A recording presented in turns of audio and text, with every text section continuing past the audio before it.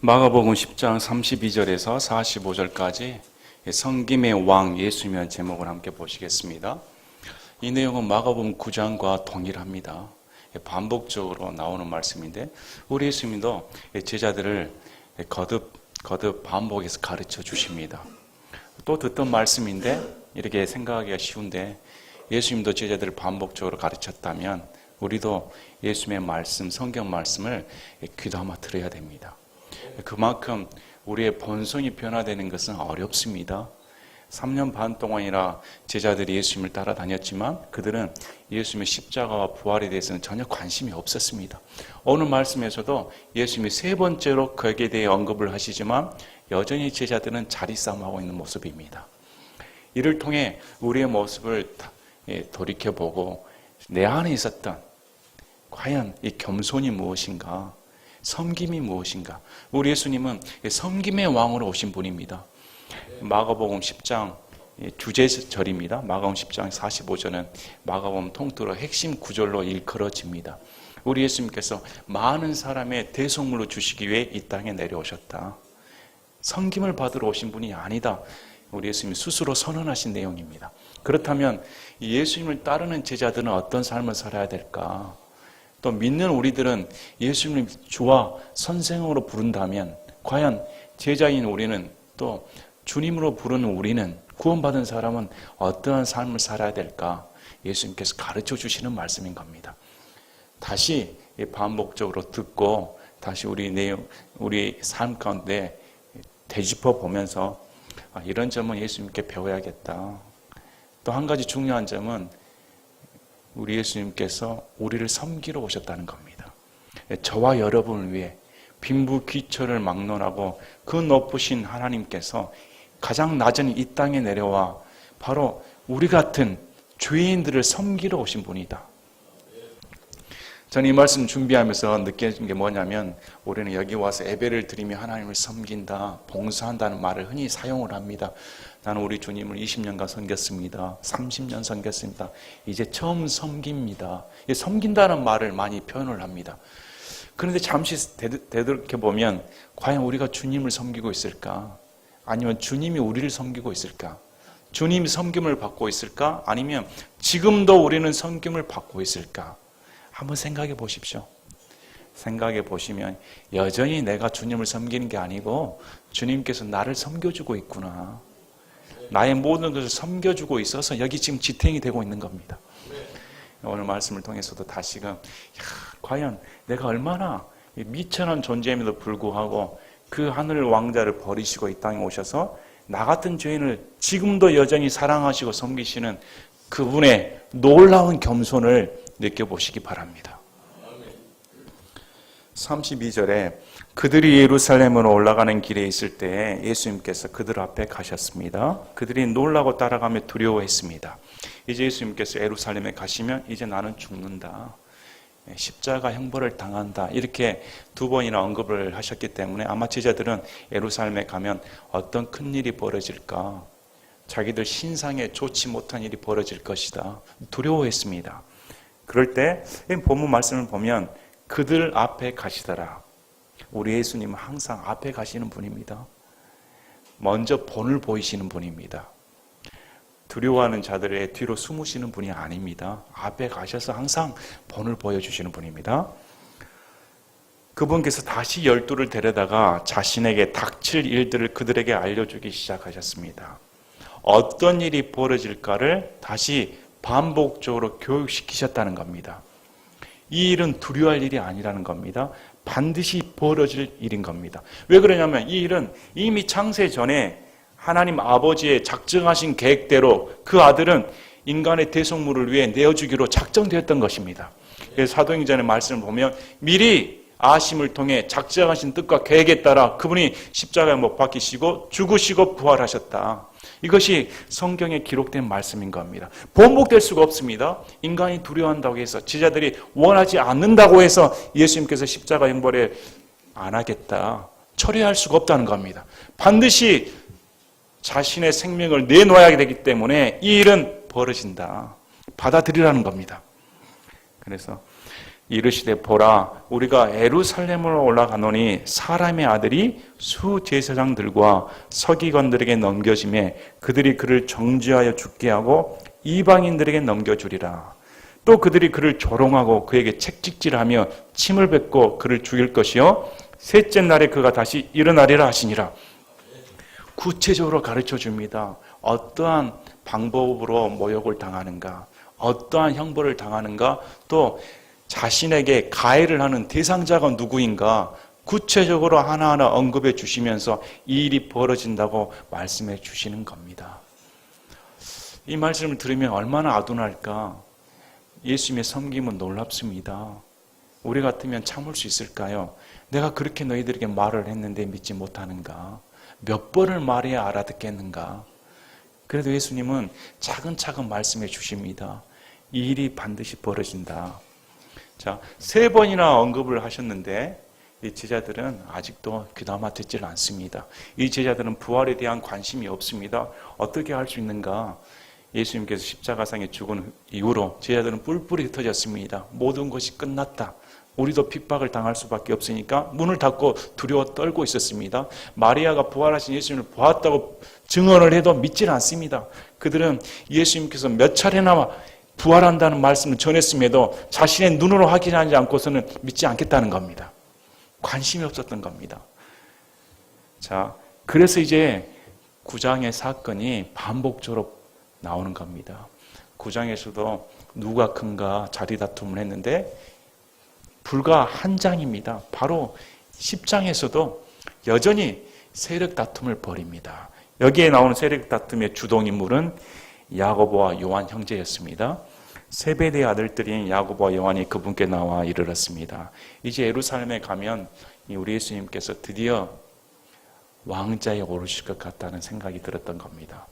이 정도의 메시아고 이 정도의 인기를 끌었다면 분명히 세력을 규합해서 다윗의 왕자에 앉을 메시아가 틀림없다. 이제 예수님께서 왕자에 오르시면 우리는 과연 누가 첫째가 될까? 누가 오른편에 앉고 왼편에 앉을까? 오른편이 1위 자리입니다. 왼편이 2위 자리입니다. 1등, 2등은 우리가 맡아야 됐다는 겁니다. 형제니까 나눠 먹겠다. 그래서 청탁을 한 것이죠. 선생님이요, 우리가 무엇을 원하든지 선생님께서 우리를 위해 그것을 해주시기 원합니다. 이들은 속마음을 숨겼습니다. 원하는 게 있는데 다른 사람이 들을지 모르겠습니다. 원하는 게 있는데 우리가 원한 거라면 예수님 다 들어주시지 않겠습니까? 이렇게 말을 했습니다. 그래서 그분께서 그들에게 이르시되 내가 너희를 위해 무엇을 해주기 원하느냐? 예수님 모르셨을까요? 그들의 속마음 다 아십니다. 들춰낸 겁니다. 과연 너희가 바라는 것이 무엇인가? 너희가 과연 나에게 바라는 것이 어떤 것인가 말해보라는 겁니다. 이미 아시면서 입 밖으로 내놓도록 해주신 겁니다. 그랬더니 선생님의 영광 가운데서 우리가 하나는 선생님의 오른편에 다른 하나는 선생님의 왼편에 앉는 것을 우리에게 허락하옵소서. 자신들의 본심을 냈습니다. 이제 영광 가운데 오르신다면 어느 편 왼편 우리에게 주십시오. 이렇게 당당하게 요구했습니다. 자, 이런 그들에게 우리 예수님께서 준다 안 준다 말씀하지 않으십니다. 받으려면 조건이 필요하다는 겁니다. 과연 너희가 받으려는 그 자리에 대한 대가가 무엇인 줄 알고나 하는 소린가? 과연 예수 그리스도의 영광에 참여한다는 것이 무엇을 뜻하는 건지 알고 하는 소리인가? 이것은 우리 신앙에 도전이 되는 말씀입니다. 우리는 어떤 자세로 예수님을 따르고 있을까? 우리는 육적인 욕구를 위해 예수님을 따를 때가 많습니다. 이 제자들과 똑같습니다. 내게 한 자리 주십시오. 나에게 물질을 풍요하게 해주세요. 예수님 믿으면 잘 사는 거 아닙니까? 예수님 믿으면 건강해야 되는 거 아닙니까? 예수님 믿으면 자손이 번창해야 되는 거 아닙니까? 당연한 거 아닙니까? 당연한 거 아닙니까? 근데 예수님께서는 그것이 우선이 아니라는 겁니다. 우리 예수님은 문맥을 통해서 똑같이 말씀합니다. 이 구절이 나오는 말씀은 바로 윗구절에 예수님께서 고난과 부활에 대해 가르쳐 주시는 말씀입니다. 그래서 연이어서 말씀해 주시는 겁니다. 예수님이 마시는 잔, 예수님이 마시는 침례, 잠기는 침례가 무엇을 뜻하는지 알고 하는 소리인가? 너희들이 정말 내가 3번이나 가르쳐주고 있는데 나의 십자가 부활에 대해서 그 고난과 부활에 참여하는 것이 무엇인 줄 알고 지금 자리를 구하고 있는가? 제자들은 전혀 몰랐습니다. 예수님께서 어떠한 고난으로 십자가에 달리시는가, 어떠한 영광을 받으며 부활하시는가, 그 고난에 참여하는 것이 무엇인가 아예 까막눈이었습니다. 그래서 예수님께서 따끔한 말씀을 해주시는 겁니다. 너희가 구하는 것을 너희가 알지 못한다. 너희 스스로 무엇을 구하는조차 이해도 못하면서 구하고 있다는 겁니다. 내가 마시는 잔을 너희가 마실 수 있느냐? 나를 잠기게 한 그 침례로 너희가 침례를 받을 수 있느냐? 여기서 말하는 잔과 침례는 고난과 죽음을 말합니다. 이미 윗 구절에 말씀하신 것처럼 이 잔은 고난을 상징합니다. 잔을 함께 마신다는 것은 동참한다는 뜻입니다. 침례는 죽음을 상징합니다. 십자가상에서 우리 예수님께서 죽으시고 고난 받으시고 이제 부활하신다는 의미를 너희가 알고 있느냐? 참여할 수가 있느냐? 예수님의 고난과 죽음에 동참할 수가 있는가? 이렇게 물어보는 겁니다. 여러분, 이 의미를 얼마나 우리가 깨닫고 있을까요? 우리가 예수님을 믿는다면서 과연 십자가의 고난이 어느 정도일까? 어느 정도 예수님께서 고난을 받으셨을까? 어느 정도 수치를 당했을까? 어느 정도 모욕을 당했을까? 어느 정도의 처참한 죽음을 당하였을까? 십자가의 고통을 감당할 수 있을까? 육체적인 고통만을 뜻하는 것이 아닙니다. 우리 하나님의 아들이신 예수님은 하나님 아버지와 분리된 적이 단 한 번도 없습니다. 영원토록 하나이신 분입니다. 그러나 십자가상에서 달릴 때는 하나님 아버지께서 죄 자체가 된 예수님을 버릴 수밖에 없었던 겁니다. 저주거리가 삼으시고 죽음 가운데 형벌 가운데 내놓을 수밖에 없었다는 겁니다. 그것을 알고 있는가? 여러분 알고 있습니까? 우리는 아마 그 나라 가서야 겨우 깨달을 겁니다. 이 세상 사는 동안은 결코 예수님의 십자가 부활에 대해서 글쎄요 1cm라도 다가갔으면 얼마나 좋을까? 그 영광에 참여하는 것이 어느 것 정도인지 조금이라도 알았으면 얼마나 감사할까? 자, 이 말을 들은 그들이 그분께 이르되 우리가 할 수 있나이다. 여전히 모르는 말입니다. 그들은 영광의 자리만 누리고자 하는 욕망 때문에 잔과 침례의 의미는 전혀 이해하지 못하고 할 수 있습니다. 주십시오. 요구하는 겁니다. 그래서 우리 예수님께서 그들에게 이르시되 너희가 참으로 내가 마시는 잔을 마시고 나를 잠기게 한 그 침례로 침례를 받으려니와 내 오른편과 내 왼편에 앉는 것은 내가 줄 것이 아니니라. 다만 누구를 위해 그것이 예비되었던지 그들이 그것을 받을 것이니라 하시니라. 예수님께서 바로 정해놓고 주신 것이 아니고 받을 만한 예수님의 고난과 죽음에 참여한 자가 받게 되어 있다는 겁니다. 자, 이들에게 우리 예수님께서 이렇게 말씀하셨습니다. 너희도 내 잔을 받게 된다. 너희도 내 침례를 받게 된다. 이렇게 말씀하셨습니다. 그러면 이렇게 청탁을 했던 야고보와 요한은 어떤 인생을 마감을 했을까요? 우리 야고보를 보겠습니다. 사도행전 12장 1절 2절에 이제 그 무렵에 헤롯 왕이 교회에서 몇 사람을 괴롭히려고 자기 손을 뻗치고 요한의 형제 야고보를 칼로 죽이니라. 이들은 십자가 부활을 이 당시에는 알지 못했습니다. 그러나 예수님께서 자신의 약속의 말씀대로 성경 기록대로 대언자들이 대언했던 그 말씀을 성취하시고자 십자가에 달리시고 부활하신 것을 목격을 했을 때 오순절날 성령 침례로 받았을 때 이들의 삶은 완전히 변화버렸습니다. 이들은 더 이상 오른편 왼편 구하는 사람이 아닙니다. 이 세상 거 따라가는 사람이 아닙니다. 사도행전 5장 41절에 사도들은 자기들이 그분의 이름으로 인해 수치당하는 일에 합당한 자로 여겨진 것을 기뻐하며 공회 앞을 떠나니라.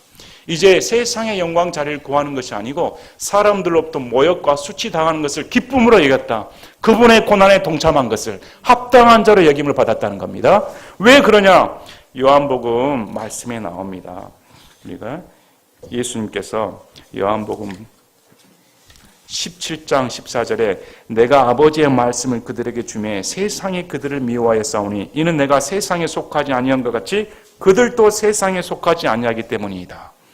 우리 예수님께서 제자들을 위해 기도를 하실 때 세상이 예수님을 미워하는 것처럼 예수님께 속한 제자들 또한 세상으로부터 미움을 당하게 되어 있습니다. 이것이 진리입니다. 이들은 세상으로부터 미움을 당했을 때 자학한 것이 아니라 예수 그리스도와 함께 합당한 자로 여김을 받은 것이 영광이라는 겁니다. 여러분 그런 영광이 있으십니까? 내가 예수 그리스도의 고난에 조금이나 동참했다면 얼마나 감격스러운 일인가. 주와 복음 때문에.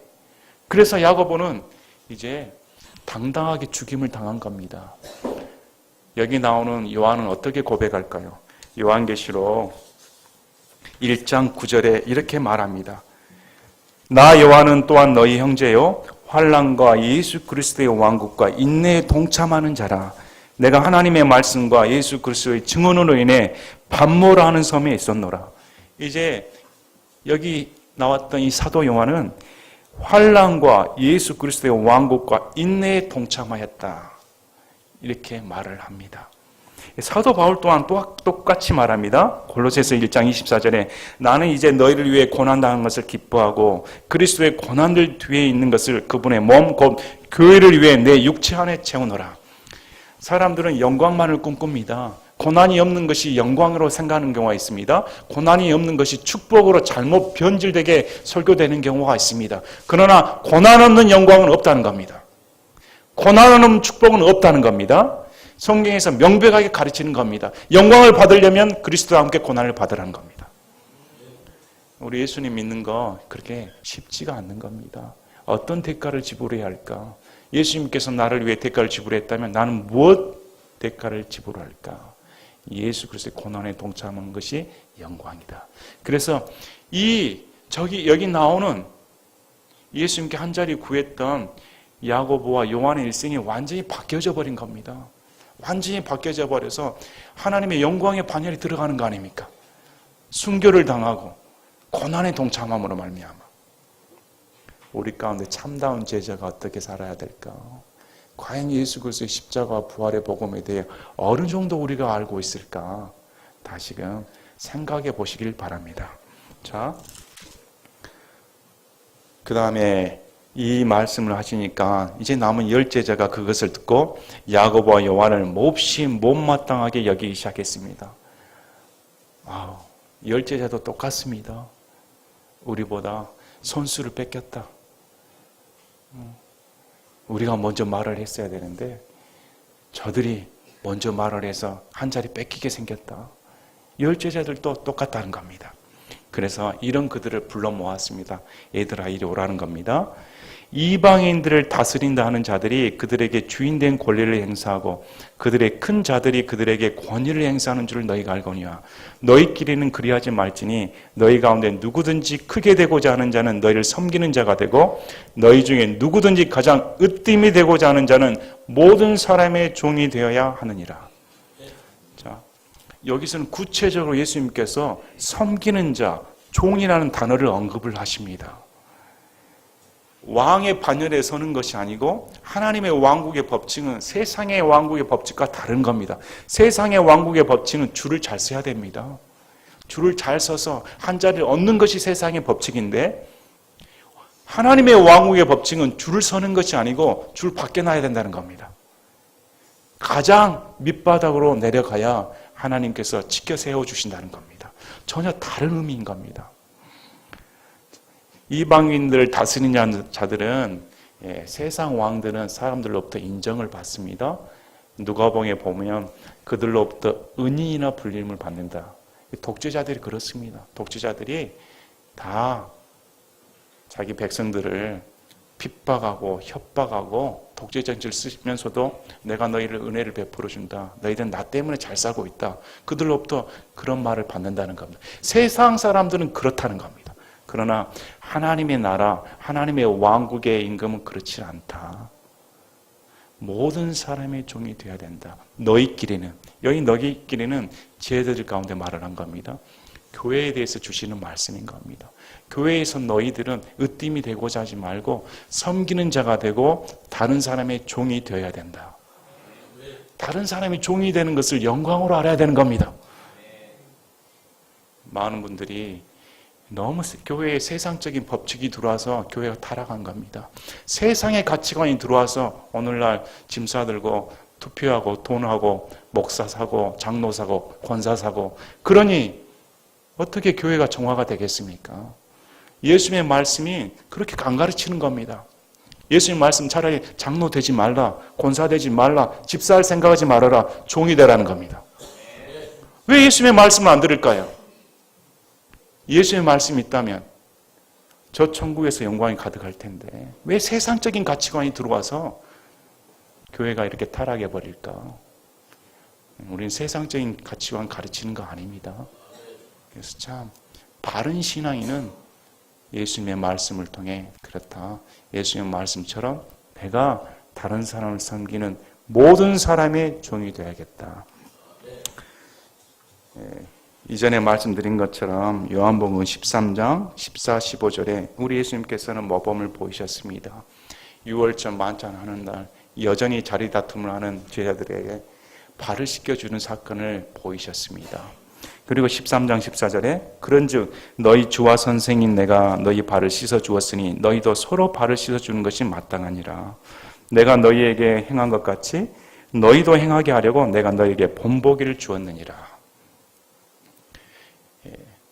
유대 지방은 오늘같이 운동화는 없습니다. 2000년 전에 무슨 운동화가 있겠습니까? 다 샌들 신고 걸어 다니면 발에 때가 묻고 먼지가 붙고 아마 발톱에 검은 때자국이 다 있었을 겁니다. 그래서 음식을 먹게 되면 손님이 들어오면 그 집에 있는 종이 나와서 물로 발을 다 깨끗이 씻어줍니다. 이것이 종이 하는 일입니다. 노예가 하는 일입니다. 그런데 어떻게 우리 예수님께서 제자들의 발을 씻어줄 수가 있을까? 어떻게 발을 씻으려면 몸을 굽혀야 되는 겁니다. 눈높이 위에서 발을 씻을 수는 없죠. 자세를 낮추어서 고개를 숙여야 가능한 일입니다. 요즘 아이들 키 때문에 고민이 많은 것 같습니다. 한 자라도 더 커보려고. 그래서 내려보고 싶다는 겁니다. 내가 조금이라도 더 커서 내려보고 싶지 너를 내가 우러러보고 싶지 않다는 거죠. 사람 심리가 그렇습니다. 그런데 우리 예수님께서는 그렇게 하지 말라는 겁니다. 발을 씻으려면 자세를 낮춰야 된다. 엎드려야 된다. 뭘 봅니까? 발을 보라는 겁니다. 그 사람의 발의 더러움을 씻어줘야 된다는 겁니다. 냄새나는 부위인 겁니다. 손은 만져도 여러분 집에 들어와서 양말 벗을 때 다른 사람이 잘 벗겨줍니까? 냄새나는데 너가 벗어서 식구가 벗어둔 양말 여러분 그거 다 챙겨가지고 세탁기에 놓고 싶습니까? 자기 것은 자기가 알아서 해야지. 그래서 손은 깨끗하니까 만져는 줍니다. 발은 더러우니까 냄새 나니까 가기 싫어하죠. 근데 우리 예수님께서 그렇게 하지 말고 예수님처럼 냄새나는 발을 이렇게 자세를 낮추고 하라는 겁니다. 어떻게 여러분 한번 생각해 보세요. 어떻게 예수님께서 나에게 그렇게 베풀어 주실 수 있을까?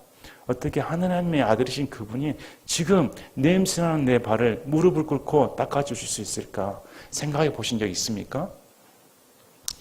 어제 제가 식사를 하면서 청년들과 교제를 하면서 우리 혜리 자매님이 이제 10월경에 아기가 나온답니다.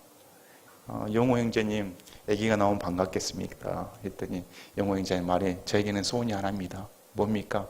잠을 잘 자는 아기가 태어났으면 좋겠습니다. 제발 잠 좀 잘 잤으면. 아기가 태어나면 다 깨우면 다 기저귀 갈아줘야 되고 다 채워줘야 됩니다. 다 씻겨줘야 되고 아이 스스로 못하니까. 우리가 그렇습니다. 우리가 70년, 80년, 90년을 살아도 하나님 편에서 봤을 때는 아기입니다. 아직도 저도 우리 장모님이 다 챙겨줍니다. 하나하나. 장모님 눈에 제가 아기로 보이는 모양 같습니다. 내가 아무리 커도 나이 50이 돼도 여러분도 그랬을 겁니다. 아직 아이들 키워보면 이 아래 10살, 10살, 20살, 20살 되면 이제 내가 성인이다. 목에 주름을 잡지만 여전히 내가 보기에는 애기입니다. 하나님 편에서 보았을 때 우리는 어떻게 보일까요? 신앙생활 10년, 30년, 50년, 100년을 한들 애기입니다. 여전히 나의 똥을 치워주시는 분입니다. 아마 천국에 가면 우리 예수님께서 야 재석아 똥 좀 그만 쌌어야지. 나 네 뒤치다까리 힘들었다. 우리가 지금 여기까지 있는 거 예수님께서 다 뒤치다까리 해주신 겁니다. 뒤치다까리 안 하면 어떻게 아기가 태어나겠습니까? 어떻게 자랄 수가 있겠습니까? 예수님은 지금도 우리의 발을 씻기시는 섬기시는 분이시다. 명심하라는 겁니다. 그래서 제자들의 발을 이 같은 심정으로 씻어줘야 된다. 씻겨주라는 겁니다. 남의 허물 들춰내지 마시길 바랍니다. 그래 내가 감사줘야겠다. 교회에 허물 없는 사람 어디가 있습니까? 저도 허물 많습니다. 저도 허물투성입니다. 이 교회에 이전 올 때 제가 성도들에게 이제 성도수가 불어나서 교회에 새 건물이 필요하다. 예배당이 필요하니까 알아보라 했더니 어떻게 병원에서 200m 안에 있는 건물을 알아볼 수가 있을까? 다른 곳은 없습니까? 이 광주 이 넓은 땅에 예배당이 여기밖에 없습니까? 어떻게 제가 근무하는 곳과 이렇게 가까울 수가 있는가? 환자분이 한 분 와서 저에게 원장님, 저는 원장님의 모든 것을 알고 있습니다. 무슨 소리입니까? 인터넷에 다 나옵니다. 근무지구 사람입니다. 그럼 저는 어떻게 행동을 해야 될까? 행동이 부자연스럽습니다. 있는 그대로 보여줘야 되는데 외식하는 모습 그대로 나오는 거 아닙니까? 인간이 그렇다는 겁니다. 예수님을 따른다는 것과 예수님의 향기를 드러내는 것 참 어렵습니다. 우리 삶은 어떻게 반영이 되어야 될까? 우리는 각자에게 어떻게 섬김을 끼칠 수가 있을까? 그래서 우리 예수님께서 섬김의 왕이십니다. 어떻게 하늘 왕자를 버리시고 이 땅에 오셔서 낮아져서 십자가에 달리실 수가 있을까? 그것은 대속물로 오셨기 때문입니다. 자, 사람의 아들은 섬김을 받으러 오지 아니하고 도리어 섬기며 자기 생명을 많은 사람의 대속물로 주려고 왔느니라 하시니라. 섬김이라는 단어는 종에 사용되는 단어인 겁니다. 어떻게 대속물로 주려 이 땅에 오셨을까? 그래서 기독교의 구원은 대속교리인 겁니다. 내가 십자가에 달리고 죽어서 지옥 갈 죄인이었는데 내 대신에 예수님께서 다 죄값을 치렀다. 이걸 대속교리라고 합니다. 그래서 그걸 믿는 자를 하나님께서 의롭다 여기신다. 다른 거 보지 않는다는 겁니다. 너의 행위, 너의 감정 필요 없는 겁니다. 인간의 감정 또한 거짓투성인 경우가 많습니다. 그래서 말씀을 믿으라는 겁니다. 변치 않는 하나님의 약속의 말씀대로 믿는 자는 절대 정죄받지 않는다. 그래서 자 갈라디아서 1장 4절에 그분께서 하나님 곧 우리 아버지의 뜻에 따라 이 악한 현 세상에서 우리를 건지시려고 우리의 죄들로 인하여 자신을 주셨으니 아버지의 뜻에 따라 지금 2000년 전이나 1500년 전이나 1000년 전이나 500년 전이나 지금이나 앞으로 1000년 후나 어떻게 될지 모르겠지만 이 악한 현 세상에서 우리를 건지시려고 자신의 몸을 주셨다. 이렇게 말씀합니다. 갈라디아서 4장 4절, 5절, 6절에 그러나 충만한 때가 이름에 하나님께서 자신의 아들을 보내사 여자에게서 나게 하시고 율법 아래 있게 하셨나니 이것은 율법 아래 있는 자들을 구속하시고 또 우리가 아들로 입양되게 하려 하심이라. 너희가 아들임으로 하나님께서 자신의 아들의 영을 너희 마음속에 보내사 아바 아버지하고 부르짖게 하셨느니라. 율법으로는 구원받을 자가 하나도 없습니다. 율법은 모든 사람이 죄인이어서 죽어 마땅하다 정죄의 도구가 되었습니다. 그래서 우리 예수님께서 율법 안에 태어나 율법의 끝마침이 되어주셔서 율법의 모든 완성을 이루시고 저주 그 자체가 되사 이를 믿는 자를 의롭게 여겨주겠다. 그래서 입양하셨다는 겁니다. 우리는 원래 마귀 자식이었습니다. 마귀의 자식으로 태어나 마귀와 함께 지옥 갈 운명에 들어갈 자였습니다. 그러나 믿는 자를 빼누셔서 하나님 호적으로 바꿔주셨다. 바꿔주셔서 아바 아버지가 부를 수 있는 영광을 부여해 주었다는 겁니다. 무엇 때문에? 예수님의 구속 때문에. 십자가 부활 때문에 해주셨다. 그래서 오늘은 예수님의 구속의 사역에 대해서 다시 말씀드리겠습니다. 이사야 53장 보시겠습니다. 이사야 53장. 이사야 53장 1절부터 12절까지 우리 예수님께서는 이사야 대언자처럼 이사야 대언자의 말씀처럼 우리의 죄들로 인한 헌물이 되기 위해 오셨습니다. 어린 양이 되기 위해 오셨다는 겁니다. 53장 4절 5절에 참으로 그는 우리의 고통을 짊어지고 우리의 슬픔을 당하였거늘 우리는 그가 매를 맞고 하나님께 맞아 고난을 당한다고 생각하였노라. 그러나 그는 우리의 범죄들로 인해 부상을 당하고 우리의 불법들로 인해 상하였노라. 그가 징벌을 받음으로 우리가 화평을 누리고 그가 채찍에 맞음으로 우리가 고침을 받았더라. 우리의 범법한 죄들 때문에 그분이 고통을 받으셨다. 이렇게 나옵니다. 8절에 그는 감옥에도 가지 못하고 공정한 재판도 받지 못하였으니 누가 그의 세대를 밝히 드러내리요. 그는 산자들의 땅에서 끊어졌으며 내 백성의 범죄에 인하여 매를 맞았도다. 이제 이사야 대언자는 앞으로 벌어질 예수 그리스도의 십자가의 죽음에 대해서 본 것처럼 소상하게 말씀을 합니다. 9절에 그가 사악한 자들과 더불어 자기 무덤을 만들었으며 죽어서는 부자와 함께 하였으니 우리 예수님께서는 강도와 함께 죽음을 당했습니다. 그리고 아리마대 요셉이 마련한 부자의 무덤에 묻힌 겁니다. 그가 폭력을 행사하지 아니하였고 그의 입에 속임수가 없었기 때문이라. 10절에 그러나 주께서 그를 상하게 하는 것을 기뻐하사 그에게 고통을 주셨은즉 주께서 그의 혼을 죄로 인한 허물로 삼으실 때 그가 자기 씨를 보고 자기 날들을 길게 하며 또 주의 기뻐하신 일이 그의 손에서 번영하리이다.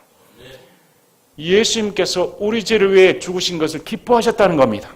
어떻게 그러실 수가 있을까? 레위기 17장 말씀처럼 피가 혼을 대속하는 겁니다. 피의 생명이 있는 겁니다. 반드시 피의 대속을 받아야 되는 겁니다.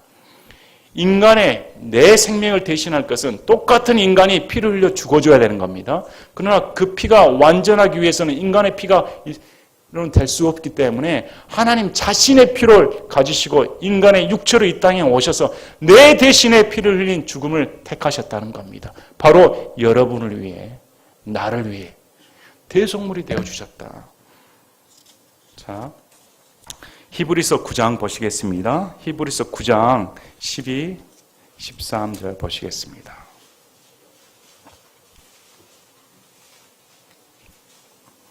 히브리서 9장 12절부터 22절까지. 구약에서는 짐승의 피를 흘리게 했습니다. 그러나 자 14절에 하물며 영원하신 성령을 통해 자신을 점없이 하나님께 드린 그리스도의 피는 죽은 행위로부터 너희 양심을 얼마나 더 많이 깨끗하게 하여 살아계신 하나님을 섬기게 하겠느냐. 비교할 수 없는 피라는 겁니다. 이런 까닭에 그분께서는 새 상속 언약의 중재자이시니 이것은 첫 상속 언약 아래 있던 범죄들을 구속하시려고 죽으심으로써 부르심을 받은 자들이 영원한 상속 유업의 약속을 받게 하려 하심이라. 구약은 율법 안에서 다 죽임을 당합니다. 그러나 새 상속 언약은 일방적인 언약입니다. 피의 언약으로 불리웁니다. 이 언약은 믿음을 요구할 뿐입니다. 행위를 요구하지는 않습니다. 그래서 새 상속 언약에 있는 자는 예수 그리스도의 죽음이 필연적으로 동반이 되어야 된다. 유언이 효과를 발휘하려면 유언하는 사람이 죽어야 되는 겁니다. 그래서 신약은 마태복음 1장부터 시작되는 것이 아닙니다. 언제부터입니까? 십자가 이후부터인 겁니다. 예수님께서 십자가에 달리신 이후부터 신약이 되는 것이지 구약은 파란색, 신약은 빨간색. 이것은 이 성경에 말씀하는 것과 전혀 다른 말씀입니다.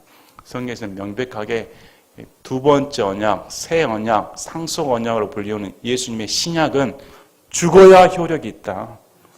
죽음 이후로 발생이 된다고 성경은 말씀한 겁니다. 그 전에는 율법인 겁니다. 그 이후로는 믿음으로 의롭게 된다 말씀하시는 겁니다.